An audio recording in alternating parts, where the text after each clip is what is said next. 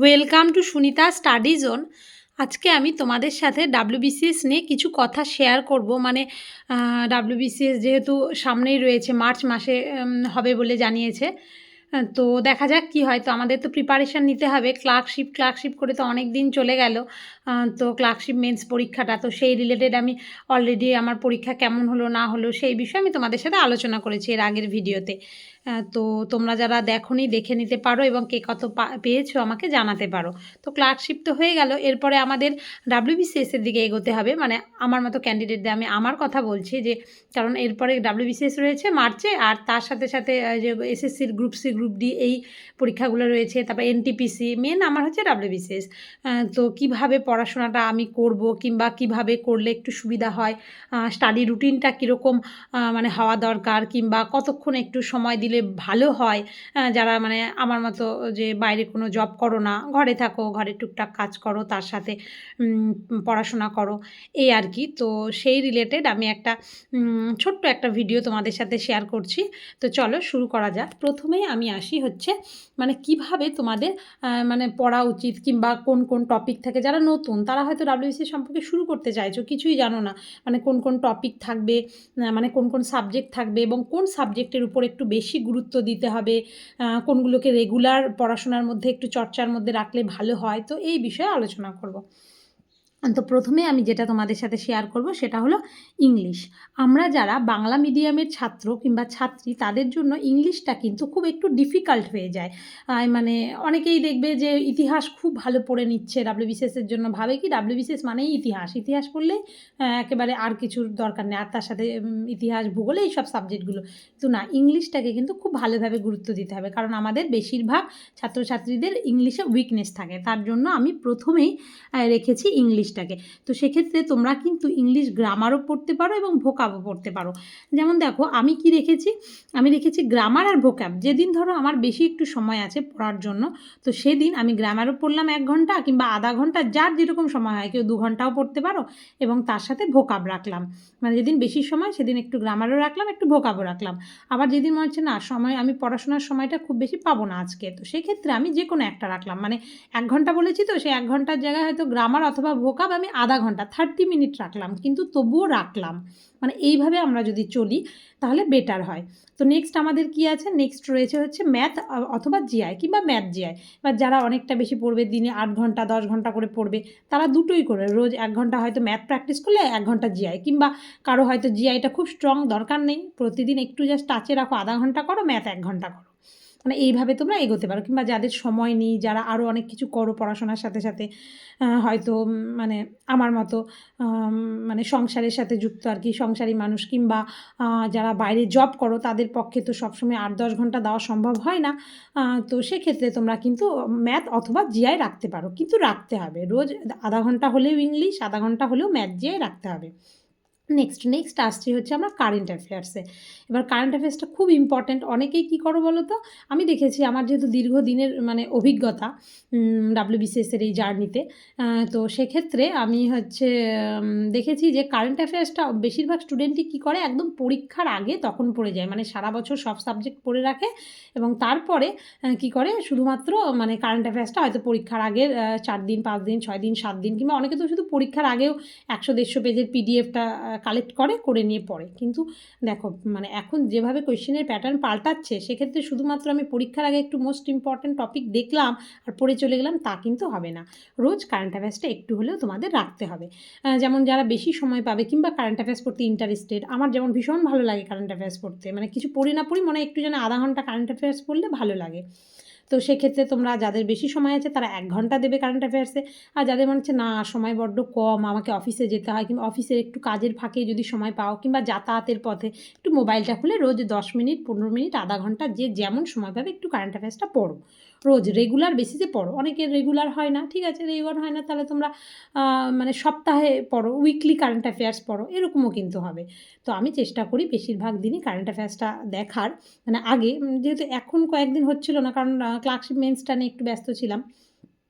তো কারেন্ট অ্যাফেয়ার্সটা রোজ একটু করে একটু হয়তো ভিডিও দেখলাম, যেদিন একটু বেশি সময় একটু লিখে ফেললাম কয়েকটা ইম্পর্টেন্ট টপিক, এরকম। তো তোমরা যারা আমার ভিডিও অনেক দিন ধরে দেখো তারা জানো আমি মাঝে মাঝেই কিন্তু কারেন্ট অ্যাফেয়ার্সের ভিডিও শেয়ার করি।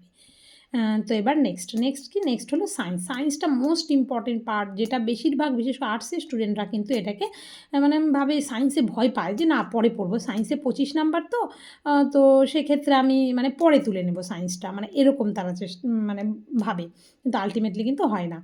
9-10-এর বই, বেসিক বই তোমরা পড়ো, কিন্তু সায়েন্সটা রোজ রাখতে হবে, 1 ঘন্টা হোক, আধা ঘন্টা হোক, 2 ঘন্টা হোক, তোমার যেমন সময় হবে সেই অনুযায়ী রাখলে। আবার অনেকে কী করে বলো তো, অনেকে কি মানে ভাবে কি যে না আমি আজকে সারাদিন শুধুমাত্র হিস্ট্রি 4টা টপিক শেষ করব 4 ঘন্টা পড়ে, মানে কিংবা 6 ঘন্টা 8 ঘন্টা এরকম পড়ে, অনেকে এইভাবে পড়তে অভ্যস্ত হয়, তোমরা পড়তেই পারো, কোনো ব্যাপার না। কিন্তু আমার না, আমি একটা সাবজেক্ট কিংবা একটা টপিক নিয়ে সারাদিন পড়ে রয়েছি কিংবা একবেলা পড়ে রয়েছি, সেটা আমি পারি না। মানে আমার একটুখানি পড়াশোনার মধ্যেও একটুখানি মানে ভ্যারাইটি চাই, মানে এখন হয়তো এই সাবজেক্টটা পড়লাম 2 ঘন্টা, তারপরে আবার একটু গ্যাপ নিয়ে আবার আর একটা সাবজেক্ট 1 ঘন্টা পড়লাম, মানে আমার ভালো লাগে, এভাবে আমার হয়। তো তোমাদের যার যেভাবে সুবিধা তোমরা মানে পড়তে পারো। তো দেখো ইংলিশে আমাদের কত মার্কস থাকে, ইংলিশে কিন্তু 25, ইংলিশে আমাদের 25 মার্কস থাকে, ইংলিশে 25 থাকলো। তারপরে ম্যাথ জিআই কত থাকলো, ম্যাথ জিআই কিন্তু 25, মেনলি কিন্তু জিআইটাই বেশি থাকে প্রিলিমসের ক্ষেত্রে। আর তারপর কারেন্ট অ্যাফেয়ার্সে কত থাকলো, কারেন্ট অ্যাফেয়ার্সে একদম 25 মার্কস থাকে। আর সায়েন্সে কত থাকলো, সায়েন্সেও থাকলো 25 মার্কস। তাহলে কত হলো, তাহলে হলো টোটাল মানে 100 মার্কস, 100 কিন্তু কভার হয়ে গেল। কোন 100-র কথা বলছি, যে 100 বেশিরভাগ ডাব্লিউবিসিএসের স্টুডেন্টরা অত মাথা ঘামায় না।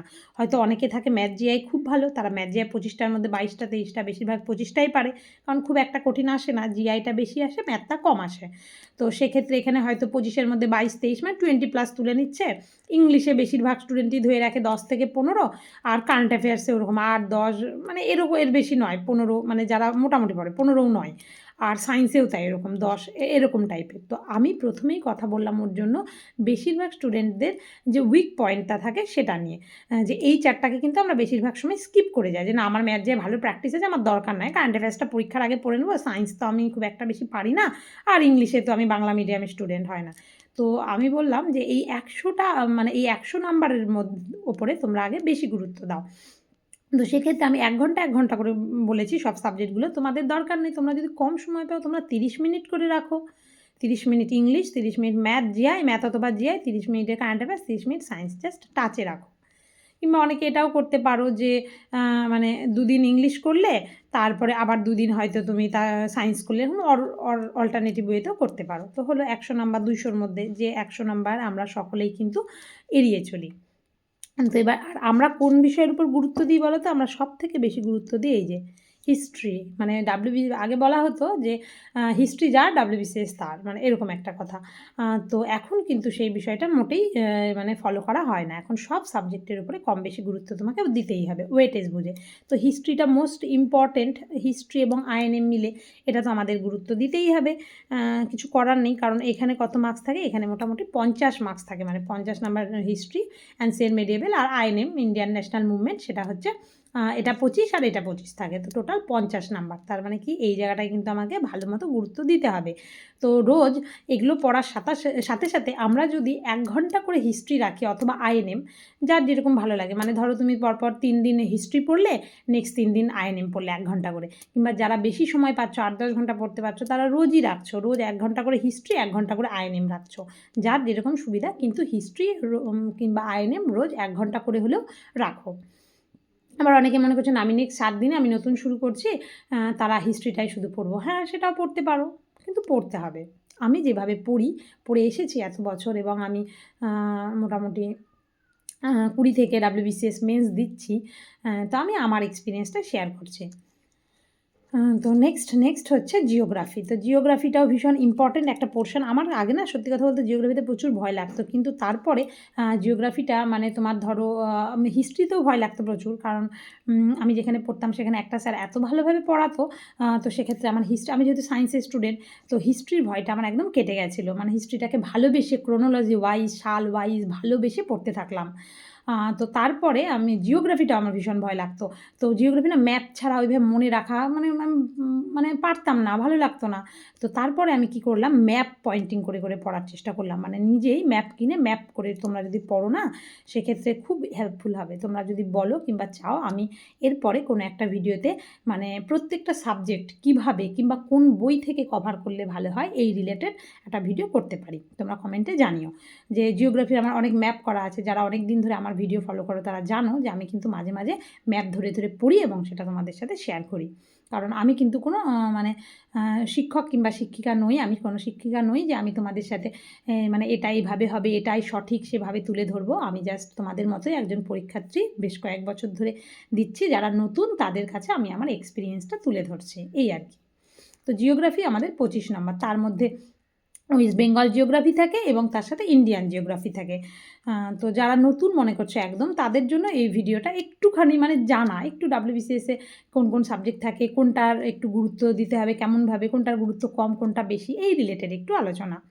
তো জিওগ্রাফিটা তো হলো 25 নম্বরে, ওয়েস্ট বেঙ্গল জিওগ্রাফি এবং ইন্ডিয়ান জিওগ্রাফি, এটা ম্যাপ ধরে ধরে পড়ার চেষ্টা করবে।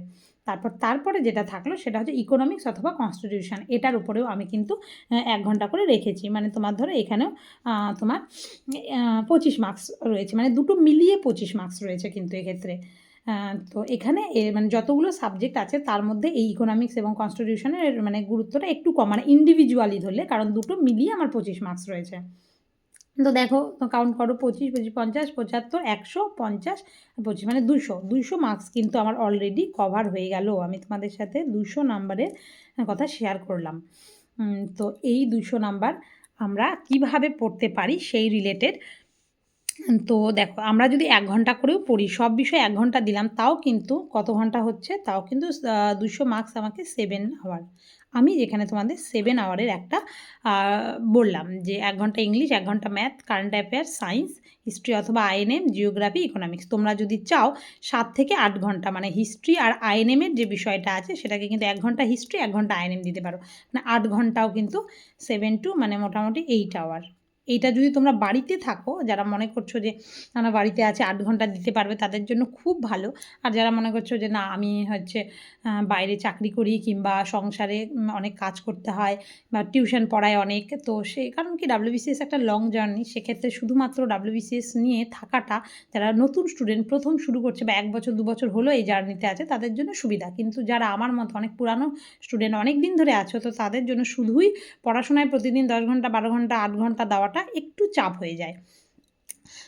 তো যারা মনে করছো তারা কিন্তু এই 8 ঘন্টার জায়গায় তোমরা কিন্তু 4 ঘন্টাও পড়তে পারো। মানে অন অ্যান অ্যাভারেজ তুমি যদি রোজ 6 ঘন্টা পড়ো, 5 থেকে 6 ঘন্টা পড়ো, সে তুমি বাইরে কাজ করো, চাকরি করো কিংবা সংসার করো কিংবা শুধুই পড়াশোনা করো, যদি 5 থেকে 6 ঘন্টা পড়তে পারো প্রতিদিন, একদম অ্যাভারেজ বললাম, কোনো দিন যদি 8 ঘন্টা পড়ো, অন্য দিন ধরো 5 ঘন্টা পড়লা, 6 ঘন্টা পড়লা, এরকম কোনো দিন 4 ঘন্টা, এভাবে যদি পড়তে পারো, তাহলে আমার মনে হয় মানে তোমাদের খুব ভালো হবে। এরপরে পরীক্ষার আগে তো আমাদের আরও বেশি গুরুত্ব দিয়ে পড়তেই হবে। তো তোমাদের ভিডিওটা কেমন লাগলো তোমরা কিন্তু জানিও। আর তোমাদের আর কী ডাব্লিউবিসিএস রিলেটেড কিংবা পড়াশোনা রিলেটেড যেগুলো, মানে কি আমাদের অন্যান্য অ্যাক্টিভিটিস করলে, কিভাবে দিন যাপন করলে, মানে সারাদিনকে কিভাবে ভাগ করে নিলে পড়াশোনাটা ভালো হবে, কিংবা পড়াশোনার সাথে সাথে আর কি করা উচিত যাতে আমাদের পড়াশোনায় মন বসে, আমরা শারীরিকভাবে মানসিকভাবে ফিট থাকি, তো সেই রিলেটেডও কিন্তু কিংবা অন্য এক্সট্রা আর কী বই পড়া উচিত, মানে পড়লে তোমাদের মন ভালো থাকবে। কারণ মন ভালো থাকলে, তোমার শরীর ভালো থাকলে, তোমার মেন্টালিটিটা ভালো থাকলে পরে, তোমার ধৈর্য থাকলে তবেই কিন্তু ডাব্লিউবিসিএসের এই জার্নিতে টিকে থাকা যাবে, না হলে মানে সিভিল সার্ভিস সম্ভব নয়। তো এরপরে আর ডাব্লিউবিসিএসের এই জার্নিতে আমার হচ্ছে একদম সাথী বলা যেতে পারে স্ক্যানার। আমি প্রায় বলতে গেলে প্রতি বছরই হয়তো স্ক্যানার কিনি। মানে এর আগের আমার স্ক্যানার রয়েছে, এখানে 2টো রয়েছে, এর আগে পুরানো রয়েছে আরও 1টা কি 2টো, একটা কি 2টো সম্ভবত, পুরো একদম ছিঁড়ে খণ্ড খণ্ড হয়ে গেছে। আমি প্রতিবারই স্ক্যানারটাকে নতুন বই হিসাবে মানে পড়ে ফেলি। তো তোমরা যদি চাও, আমি কিন্তু এই স্ক্যানারটা তোমাদের সাথে মানে একদম chapter wise, subject wise share করতে পারি। তো যাই হোক, আজকের মতো ভিডিওটা এইটুকুই। ডাব্লিউবিসিএস সম্পর্কে এই যে কত মার্কস থাকে কিংবা স্টাডি রুটিন এই রিলেটেড আমি একটা ভিডিও শেয়ার করলাম। তোমাদের কেমন লাগলো অবশ্যই কমেন্টে জানিও। আর এরপরে আর কি কোন কোন বিষয় রিলেটেড ভিডিও দেখতে চাও সেটাও পারলে আমাকে জানিও। আর নতুন বছর আসছে, তো নতুন বছরটা আমাদের খুব মানে প্ল্যান্ড ওয়েতে শুরু করতে হবে এবং মানে 2026-এ যেন আমরা প্রত্যেকেই খুব ভালো মতো পড়াশোনা করতে পারি এবং কিছু না কিছু একটা চাকরি পাওয়ার পথ তৈরি করতে পারি। তো আজকের মতো এটুকুই। ধন্যবাদ।